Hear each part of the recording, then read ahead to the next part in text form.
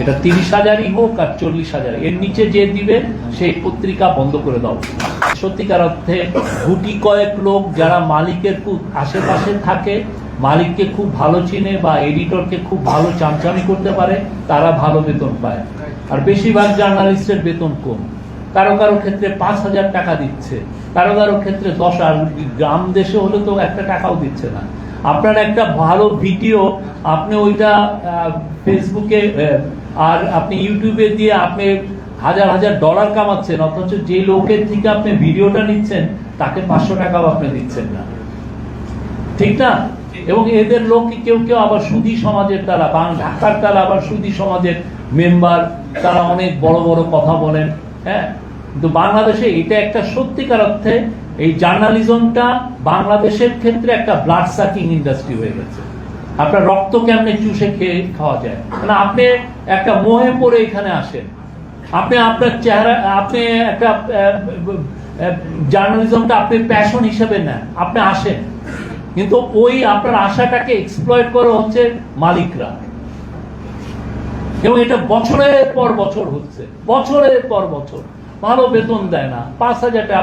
আপনি যে মারা গেলেন যে পিও, তার যে জীবনী যেটা পড়লাম, কি স্ট্রাগল করেছেন, 10,000 5,000 টাকা বেতনে, কি ভয়াবহ একটা লাইফ, এটা তো চিন্তা করা যায় না। আমরা এই যে স্বীকৃতি আমি দিচ্ছি, অথচ আপনাদের কারো আমরা বেতন বাড়াচ্ছি না।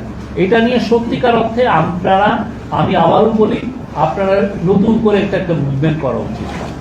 এই আওয়াজটা সত্যিকার অর্থে আমাদের ইউনিয়ন, শহীদ ভাই বসে আছেন, আমি মনে করি ইউনিয়ন এখানে ফেল করছে। আপনাদের আমাদের যে নতুন নতুন জেনারেশনের যে জার্নালিস্ট আসছে, তাদের কথা ইউনিয়নের লিডাররা বা এরা, তাদের যে ডিমান্ড, তাদের যে এটার ব্যাপারে কোনো আওয়াজ নাই। তাদের তো আওয়াজ তুলতে হবে, ঠিক না?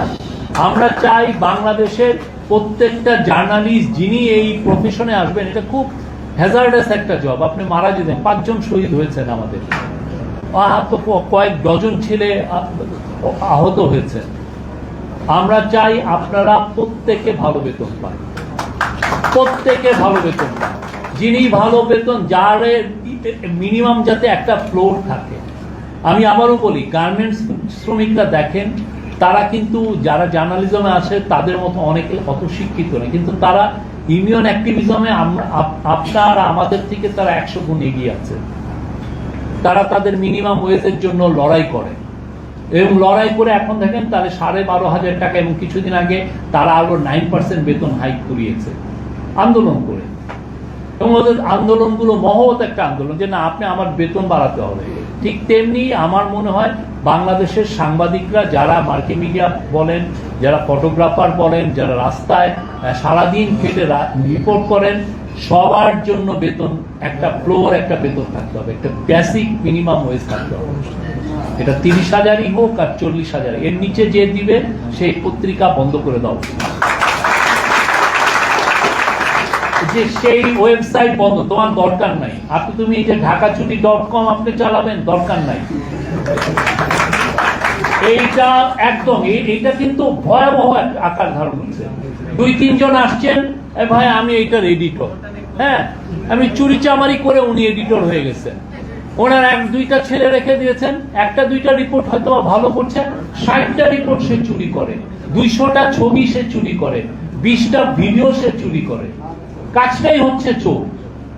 তো এই জার্নালিজম তো আমাদের দরকার নেই। আমাদের যিনি জার্নালিজম করবেন খেটে, তাদের আমার ইন্টেলেকচুয়াল প্রপার্টির রাইটটা দিতে হবে, তাদেরকে মূল্যায়ন করতে হবে, তাদেরকে আমাদের বেতন, একটা বেসিক বেতন ধরে, এটা নিয়ে আমাদের আন্দোলন করা উচিত। আমি সরকারে থাকি, তাও আমার মনে হয় যে এই জায়গায় আমি আপনাদের সাথে আছি।